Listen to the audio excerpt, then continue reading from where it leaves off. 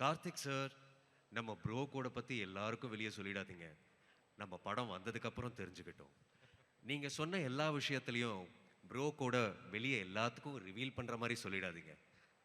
நம்ம ஜெயம் ரவி சார், நம்ம ரவி மோகன் சார் வந்து அதே ப்ரோ கோட நீங்க சொன்னதுக்கு ஈக்குவலா என்ன ப்ரோ கோட் பண்ணியிருக்காருன்னு அவர்கிட்டயே ஒரு வார்த்தை தெரிஞ்சுக்கலாம் சார். வாங்க சார், மேலே வாங்க சார். அங்கிருந்தே சொன்னாலே ஓகே தான் சார். அங்கேருந்து ஓகே. சார் சொன்ன மாதிரி உங்களுக்கும் அவருக்கும் இருக்கிற ப்ரோ கோட் மொமெண்ட் நீங்க ஒன்று சொல்லுங்க சார். அது இது சொல்லக்கூடாதுங்கிறது தான் ப்ரோ கோடு, வேற எதுவும் இல்லை.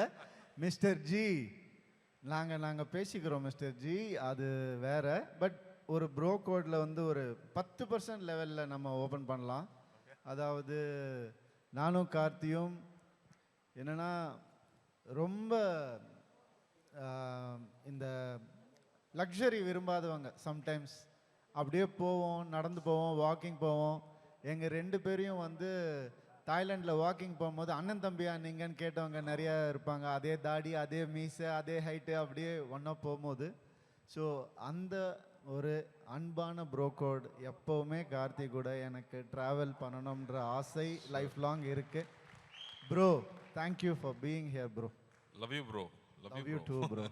இல்ல 10% ஏதோ உடைக்கிறேன்னு சொல்லிட்டு 1% கூட உடைக்கல. அதான் ப்ரோ கோட். Yes. சொல்ற மாதிரி சொல்லுவோம், நான் சொல்ல மாட்டோம். நன்றி. I have to say, really loved both of you on stage.